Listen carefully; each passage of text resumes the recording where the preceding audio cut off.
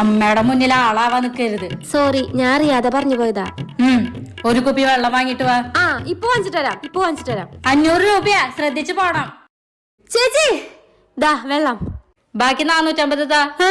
ഈ കുപ്പിക്ക് 100 രൂപയാ. 100 രൂപയുടെ വെള്ളം കുടിക്കണേ എന്റെ പൊന്നെ തലവിധി. എന്നാ ബാക്കി 400 രൂപ താ. അതെ, വരുന്ന വഴിക്ക് എന്റെ ഒരു ഫ്രണ്ടിനെ കണ്ടുണ്ടായേ. അയിന് അപ്പൊ അവൾക്ക് വിശക്കുണ്ടായി. അപ്പൊ എങ്ങനെയോ ഒന്നും വാങ്ങിച്ചു കൊടുക്കാതെ പോവാ.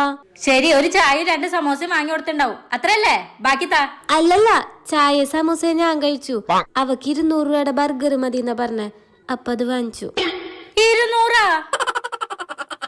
എന്നാ ബാക്കി 200 രൂപ താ. എനിക്ക് ഫ്രണ്ടിന്റെ ഒപ്പം സിനിമയ്ക്ക് പോവാളതാ.